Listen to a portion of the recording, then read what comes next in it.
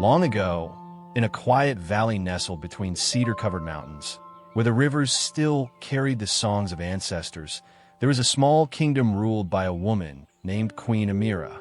She was not a queen of war horses and iron walls, but of healing words, warm fire circles, and peace that settled over her land like morning mist. The people called her She Who Listens, for she heard the cries of the earth, the breath of the wind, and the hearts of those she ruled. Queen Amira had one child, a son named Elandor, born during the waxing moon, beneath a sky full of silent stars. The elders said he had come not just from the womb, but from the will of the Great Spirit. From a young age, Elandor possessed a quiet grace. His movements were fluid like water, and his presence calm like a deer before sunrise. But most remarkable were his hands, long, steady, and gentle. Hands that could braid a bird's broken wing back to life. Hands that could coax music from even the oldest, dustiest flute. As Elandor grew, word of his gifts spread beyond the valley. Artists, healers, and travelers came from far places just to witness what he could do. He carved prayers in a sacred wood, played melodies that quieted restless children, and painted stories of ancestors in bold color on stone walls. People said his hands were not of this world. They called them the hands of Skywater, believing they were touched by divine spirit. Queen Amira, though proud, watched her son with cautious eyes. She had once heard a saying from a wandering elder: that which glows too brightly in the world often draws the eye of shadow.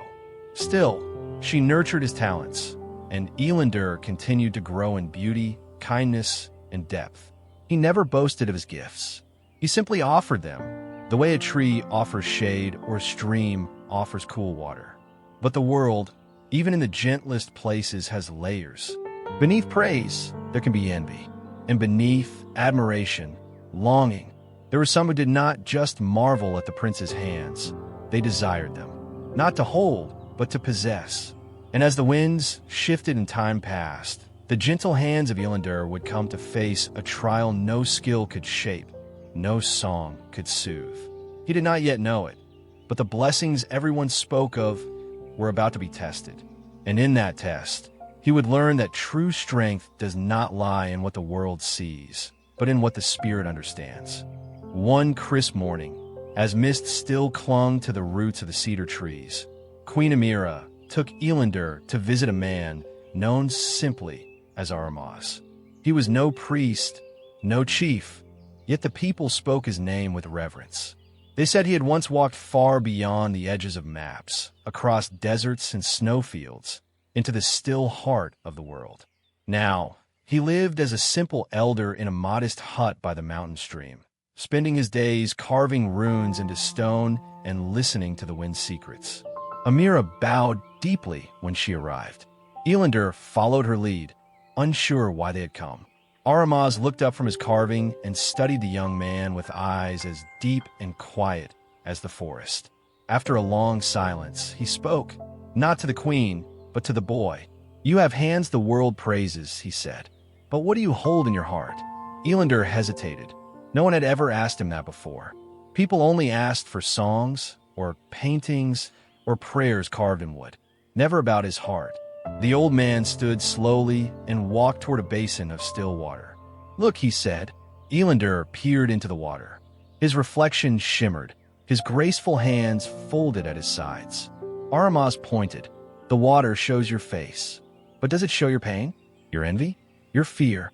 Then his voice grew firm. "Remember this, child of light. What is praised by many may one day be cursed by one. Beauty is not a shield. Talent is not freedom.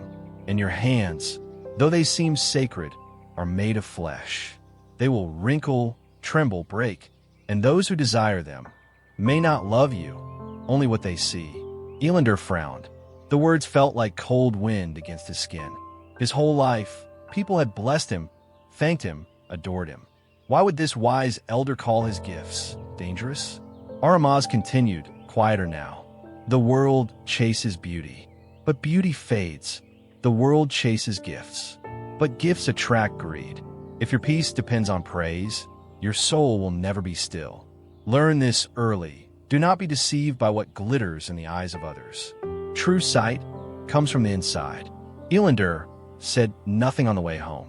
His hands, once so praised, now felt strange, like they didn't quite belong to him anymore. That night, he couldn't sleep. He kept staring at his palms under the moonlight, wondering what the elder truly meant. Could his gifts really bring harm? Could something so praised be impure? He did not yet know it, but those words would stay with him like seeds in winter, waiting, growing silently, until the day the storm would come. Time passed, like falling leaves, and Elandor grew into a young man whose presence calmed even the most restless soul. He walked the earth as if in tune with something deeper, something the eye could not see, and yet his beauty remained the first thing others noticed, especially his hands, which still danced across strings and canvas with ease, praised by all who saw them. But with beauty comes longing, and longing, when twisted by desire, can become dangerous. Among the many nobles in the palace was a young woman named Salira. She was not born of royalty, but had risen in favor through charm and cunning. Though she was young, her heart was already tangled with a hunger for things she could not name: power, affection, maybe love. She watched Elandor from afar, her eyes following the way he moved, the way others looked at him with admiration and warmth.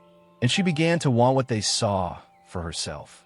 One afternoon, as the sun filtered gently through the willow trees in the royal garden, Elandor sat alone with his flute, playing a song the wind had taught him. It was a melody of longing and stillness. Salira approached silently, her footsteps hidden by the soft grass. Without a word, she knelt beside him, her gaze intense. "You play like your soul is made of stars," she whispered. Elandor smiled politely, but did not speak. He continued to play. Salira reached out, gently touching his hands. "So beautiful," she breathed. "Do they only play music, or can they hold a woman too?" The prince paused, his fingers stilling the song. Her touch grew bolder, her body leaning close. But Elandor, raised on teachings of respect and guided by the wisdom of Aramaz, stood up and gently pulled away. "Salira," he said softly, "your heart is not calm. Whatever it is you seek, it is not me." She stared at him, eyes flashing with something that was not just desire, but wounded pride. "You think you're better than me?" she spat, her voice suddenly sharp. "No," Elandor said simply. "Only different."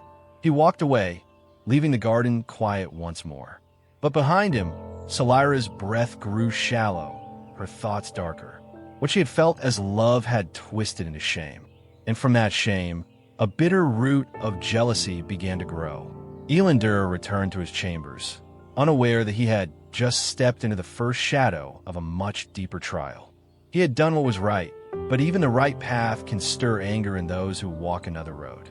And sometimes, the greatest danger does not come from swords or storms, but from a wounded heart left to burn in silence. The seasons turned. Snow gave way to blossoms, and blossoms to fruit. Elandor, now a young man in full bloom, remained steady in heart and humble in spirit. His gifts, though still praised by the people, had lost their luster in his own eyes. He remembered Aramaz's words often, and in quiet moments, he would study his hands not as instruments of beauty, but as tools of service.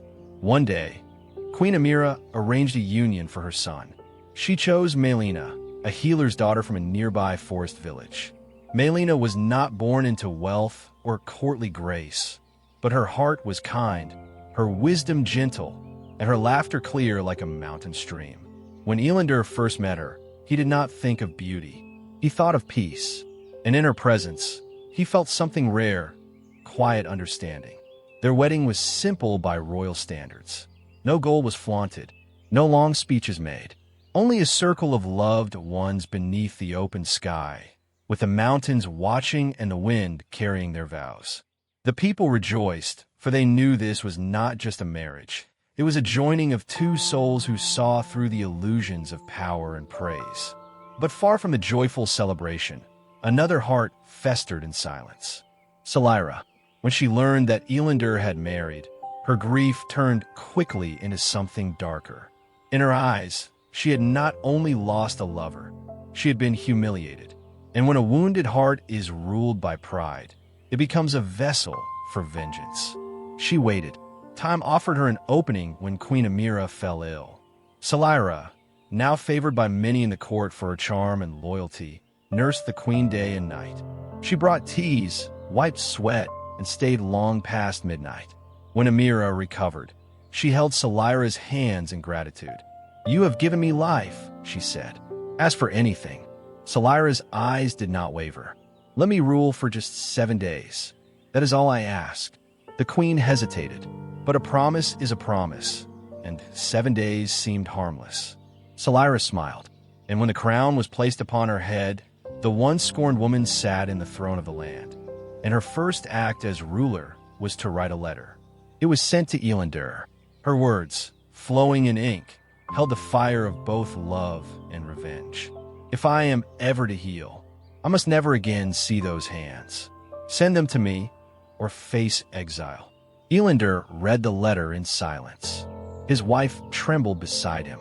At last, he looked at his hands, and for the first time, he saw them not as his own, but as burdens others had placed upon him. Night fell heavy on the mountains as Elandor sat alone in the great cedar hall, the letter still in his hands. The fire crackled low. Outside, the wind moaned through pine and stone, whispering the names of ancestors who once walked this land. Salira's words echoed in his mind, not just a request, but a sentence. He looked at his hands, the same hands everyone had once praised, compared to riverlight or polished amber. The same hands that had created music, painted stories, comforted children. And yet, they had become the source of someone else's torment. Her wounded pride had twisted beauty into blame. Beside him, Melina wept silently. "You can't do this," she whispered. "It's madness." But Elandor remained calm, like the mountain in the storm. "I understand now," he said, "what Aramaz meant years ago. Beauty is not truth. What we praise often blinds us. These hands, they are not what define me. But your music, your art, your gift. My gift was never these hands," he said softly. "My gift is choosing peace over vengeance, light over pride." Before dawn, he wrapped his hands in cloth. Alone in the sacred chamber of the ancestors, he sat in prayer, and then, with steady breath, surrendered them both. Pain surged like fire. The world became a blur of stars and silence. But within that darkness, something stirred. A new kind of light. It was not the light of the sun, not the glow of fame. It was stillness, truth, the clarity that comes when all illusions fall away. When it was done, Elandor did not cry. Instead, he sat in silence, holding no grief, only peace. In losing what the world had admired most, he had found what truly mattered. When Salira received the 2 blood-stained wrappings, she dropped them in horror. The gesture, so extreme, so pure, shattered whatever pride remained in her. Her knees buckled. She began to tremble, not in triumph, but in shame. And deep within, she realized what she had called love was never love. It was hunger, control, possession, and in trying to own beauty, she had destroyed something sacred in herself. But it was too late to undo what had been done. The palace gates, once symbols of pride and power, now loomed behind them, silent, indifferent stone. Elandor and Melina walked side by side, not as royalty, but as wanderers. He wore a simple cloak that hid the bandages where his hands had once been. She carried a small pouch of herbs and a hand-carved lute slung across her shoulder, the same instrument he had once taught her to play. They left without guards. No persistion, only the whisper of leaves and the crunch of their footsteps in the early morning frost. Behind them, the throne remained empty for a time. Queen Amira wept in silence, helpless to undo what had been done. The people whispered of tragedy and sacrifice, but Elandor did not wish to be remembered as a fallen prince. He wished only to live truly. They made their way through quiet villages, deep forests, and sun-drenched valleys. Wherever they stopped, Melina would play, and Elandor would sing. not with grand flourishes or royal airs, but with stories from the heart. Tales of forgiveness, of impermanence, of love that does not possess. They sang in marketplaces and along dusty roads.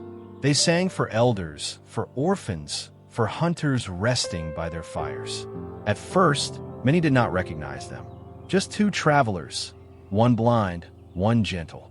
But when they heard the songs, something in the music touched their souls. People would weep without knowing why. They said it was like remembering something long forgotten. And though they earned only a few coins or a bowl of stew, Elandor and Melina never hungered, because their hearts were full. In this life of exile, there was no golden bed, no embroidered robes. But there was sky, river, laughing children. There were sunrises and the scent of pine. There was the joy of giving without needing anything in return. And in every note, every story shared, Elandor felt the truth more deeply. What he had lost was nothing compared to what he had found.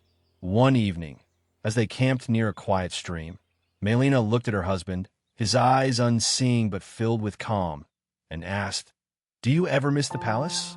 Elandor smiled faintly. "No," he said, "because what I sought was never there." He turned his face toward the sound of stream.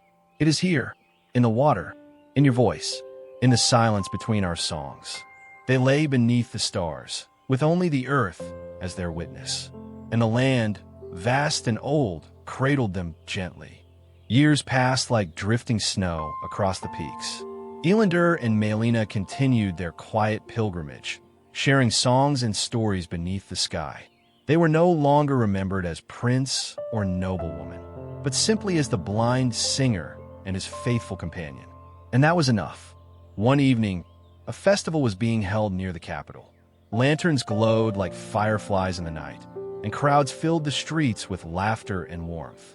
The couple, unaware of where their steps had led them, wandered through the edges of the crowd, drawn by the sound of flutes and drums. Melina gently took out the lute and began to play. Elandor's voice rose with the melody, calm, weathered, deep. The crowd grew still.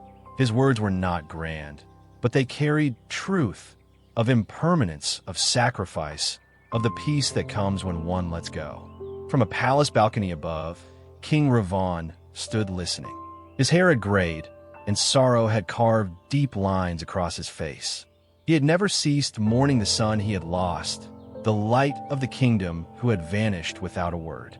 Though many claimed the prince had fled or died, the king believed otherwise. In his heart, he held onto a single hope, that Elandor still walked the earth.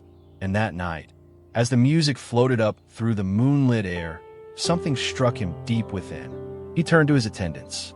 "Bring me the singer," he commanded. Moments later, Elandor and Melina were led into the palace. Familiar corridors echoed with memories.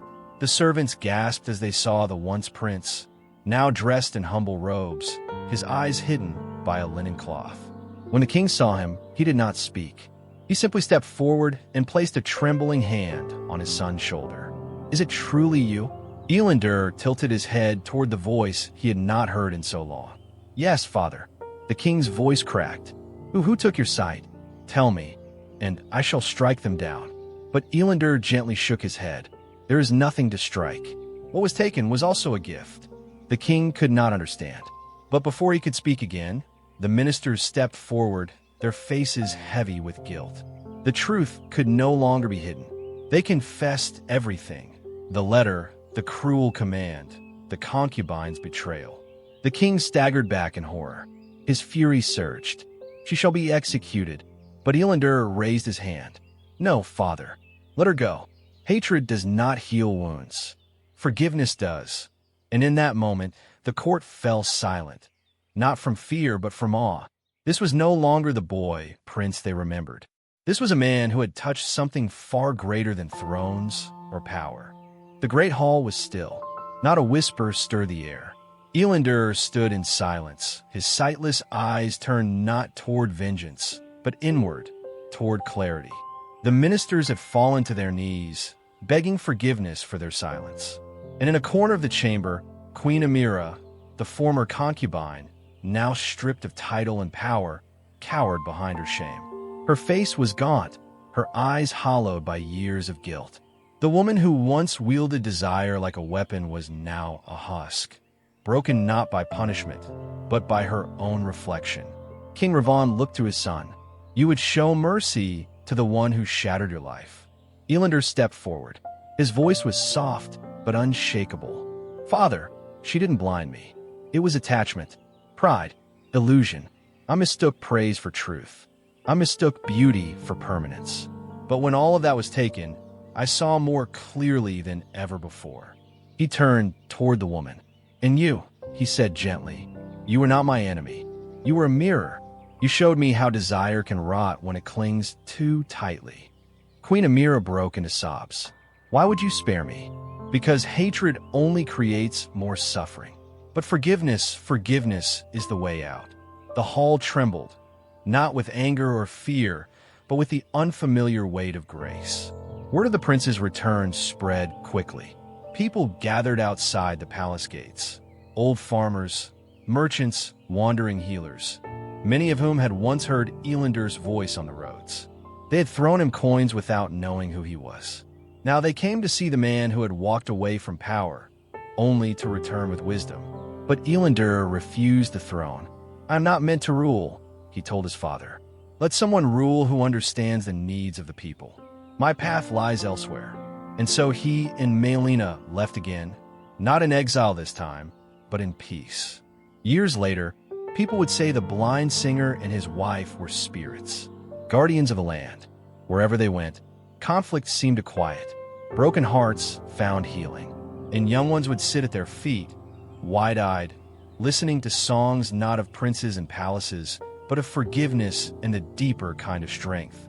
In the end, Elandor's story was not about loss or even redemption. It was about seeing, truly seeing without eyes. And in that vision, the people found something far greater than royalty. They found a path.